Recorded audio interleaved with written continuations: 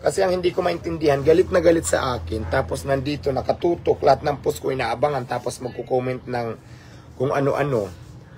Ngayon, ako kasi, ang mindset ko, pag galit ako sa isang tao, lalo na dito sa social media, block. Para hindi ko na siya makita, wala nang reason.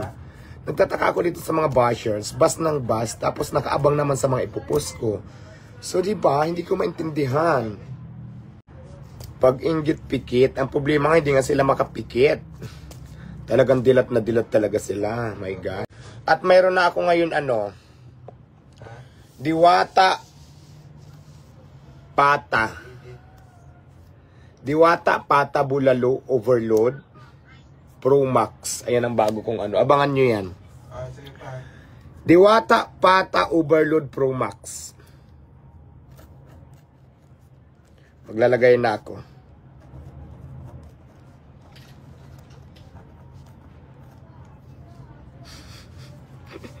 Di ba maluluka na naman kayo? May bagong menu na naman ako. Asal langaw daw. Ikaw, anong asal mo? Ba't galit na galit ka? Inaano ba kita? Asal langaw tapos nakaabang ka sa mga videos ko. Hindi ko maintindihan bakit galit na galit ka. Di ba? Inaano ba kita? In the first place, hindi naman kita kilala.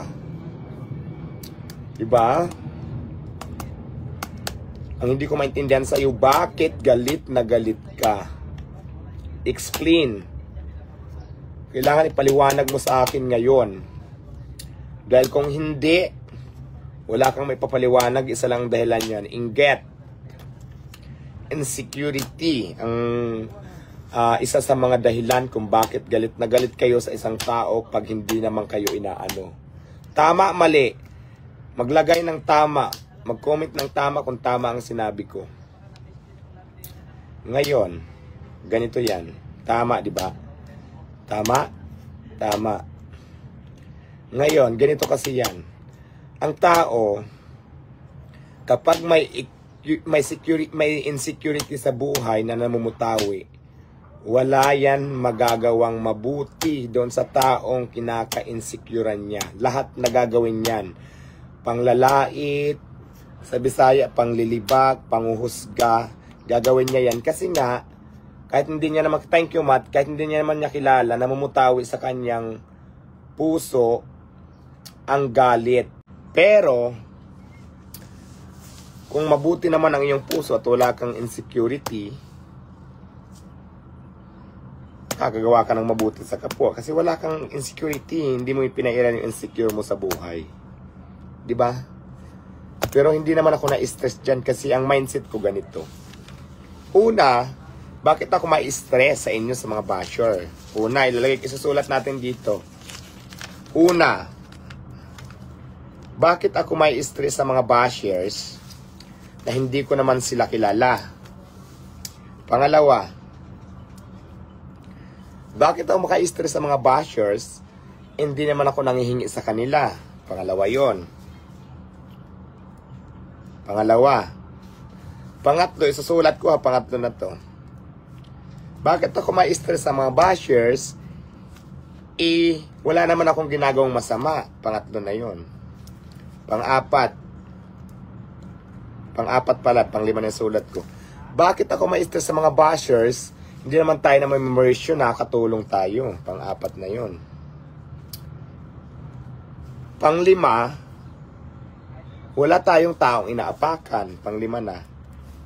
So, walang rason si Diwata Paris Overload para ma-stress ako sa inyo. Kayo ang mai-stress sa akin. Diba? Okay. Ito ang mga rason ng mga bashers. Ito ang mga dahilan nila. Lilipas din yan. Lipas ka na, laos ka na. Okay, sagutin natin yan ngayon kasi hindi ako busy. Ano naman kung lumipas? Why so very affected ka sa paglipas ko? Ako naman yung lilipas, hindi naman ikaw. Di ba bakit galit na galit ka? Unang rason, unang point yan. Di ba? Pangalawa, ang sinasabi niya, laos ka na. Ano naman kung malaos ako, bakit galit na galit ka kung malaos ako? Ako nga yung malalaos na sinasabi mo, nakatawa lang ako. Di ba? Bigyan mo ko ngayon ng rason. Di ba? Yun ang mga pangbanat ng mga bashers. Hindi, ngayon kasi hindi ko dapat to patulang kasi walang dahilan nga, di ba, para ma-stress ako sa nila. Pangatlo, ay, paano pa ba yung mga point? Uy, thank you, Yen. Thank you so much. Ito pa yung mga point. Ganito kasi ang nakikita sa social media. Yung, diwata, nilalangaw na. Wala nang kumakain. Ganon ang nakikita ko mga pambanat. Wala pala kumakain kay Diwata. Bakit galit na galit ka? Sa akin naman walang kumain. Kung malugi man ako, hindi naman ikaw. Oh my God. Explain. Simple. Para hindi kayo ma-stress, huwag yung problemahin yung hindi nyo problema. Diba? Kasi kung mayroon man dapat problema, lahat ng yan ng mga binabato nyo sa akin, hindi po kayo ang maapektuhan ako. Ako nga may-ari ako mismo. Naka-smile lang. Hindi ko nga siya pinoproblema. Pero lahat ng yan, kaya ko lang naman sa inyo sinasabi, yan lang talaga ang mga reason na pwede nyo sa akin ibato na wala naman kayong paliwanag. Explain. Diba? Yan ang sinasabi ko. Na may mga insecurity kayo, maglilecture ako ngayon sa inyo, may mga insecurity na namumutawi dyan sa inyong mga puso. Kasi kung may insecure ka sa kapwa, tulad ng sinabi ko nung una, wala kang magagawang mabuti. May hawak akong ballpen, nakasulat lahat para hindi ako malito. Ayan ang sulat ko. Pinapakita ko sa inyo na marunong din ako magsulat. Ayan, ewan ko mababasa nyo. So yon. Mga point ng mga pinopoint ng basher. Una, nakalagay na dito, laos ka na. Pangalawa, nilalangaw ka na. Pangatlo, lilipas ka na. Pang-apat, bagsak ka na. Yun lang naman ang mga sinasabi niya, hindi nyo naman mapaliwanag. Ngayon, kung mayroon man dong problema sa mga sinabi nyo, ang unang affected nun, ako, hindi po kayo. Nagtataka lang ako, bakit kayo ang galit na galit? Samantala ako, tumatawa lang ako. Ayan ang sinasabi ko nung una. Kung matalino ka, maintindihan mo yung sinasabi ko. Nung una kasi sinabi ko na yan, sa unang dinisclose ko na yan nung una dito na, kung mayroon kang, o lilipas din yan, di ba? Kung mayroon kang, kung mayroon kang insecurity sa buhay ng isang tao, insecure, inggit sa inyong puso, wala kang sasabihin dyan na positive. Lahat yan negative. Kasi, inggitero ka, insecurada ka, ang namumutawi lagi sa inyong puso. Bato-bato sa langit ang tamaan sa pool. Pag nangyari yan sa'yo, wala kang magagawa sa kapwa mo na kabutihan. Puro lahat negative. Tama? O, di ba? Tama? Ngayon, ganito. Para makaahon naman kayo sa mga problema nyo sa buhay, ito na nga, sa mga kahirapan, kasi kadalasan naman yan talaga, humaharap tayo sa mga kahirapan ng buhay. Para hindi ka ma-insecure, imbes na bantayan mo yung ibang tao, magsikap ka na lang din. Dumiskarte ka para sa ikabubuti ng sarili mo, ikabubuti ng future mo, ikabubuti ng family mo. Para lahat maging proud din sa iyo, pamilya mo at mga kaibigan mo. Huwag mong bantayan yung ibang tao kasi hindi mo na yan saklaw. Kung mayroon man sila mga problema, huwag mong problemahin kasi may stress ka lang, 'di ba? Dagdag pa sa problema. Ang gawin mo, imbes na babantayan mo ibang tao, gumawa ka na lang ng tama, dumiskarte ka na lang para magtagumpay ka rin sa buhay. Tama? So, yon. Number 1, iwasan mo mainggit para hindi ka ma-insecure sa kapwa. Ito ang tanong.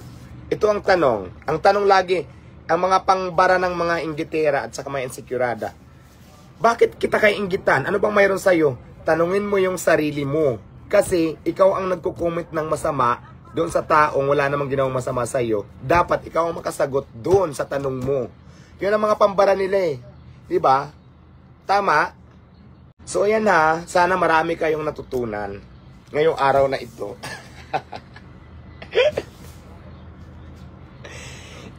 Imbes na bantayan mo kapwa mo ng ibang tao para hindi ka ma-insecure, gumawa ka na lang ng diskarte mo, gumawa ka ng tama para magtagumpay ka rin sa mga pangarap mo sa buhay, para maging proud sa iyo lahat, kaibigan mo, pamilya mo, at sa kayo mga taong nakakilala sa iyo. So yun ang pinaka maganda mong gagawin, kaysa magbantay ka sa mga taong nandito sa social media na wala ka namang sahod at wala kang mapapala at wala ka nang ginagawa kundi mangbas. Puro insecure na lang ang nangyayari, ang nandyan sa puso mo. Ito, lahat na pinag-uusapan natin para doon sa mga inggitero, na wala namang mga trabaho, wala namang diskarte sa buhay. Akala mo kung makapagsalita, napaka-perfect. Akala mo talaga na mayroon talagang pinagmamalaki, mayroon talagang may ibubuga.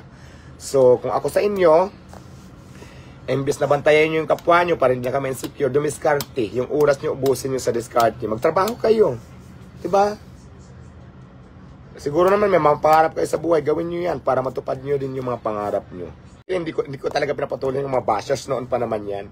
Wala lang akong magawa. Gusto ko lang mag-voice out kasi I am not affected, diba, sa mga bashers. Kasi sinabi ko na yung mga reason. Sinabi ko na yung mga reason sa kanila. Kasi unang-una, hindi ko sila kilala. Pangalawa, hindi ako nanghihingi. Pangatlo, wala tayong ginagawang masama. So, walang rason para patulan ko sila. This time lang siguro na pag-usapan lang natin kasi wala tayong magawa. So, busy. Hindi tayo busy ngayon. So, yun lang naman. Bukas po ang Quezon City branch at sa Pasay City branch. At abangan nyo po yung mga magbubukas pa na Diwata, Paris. Ayan, mag-open po tayo sa Pampanga, San Fernando, Valenzuela, Caloocan, EDSA. Mag-open din tayo, guys. Malapit-lapit na yan. Next month na. So, see you there.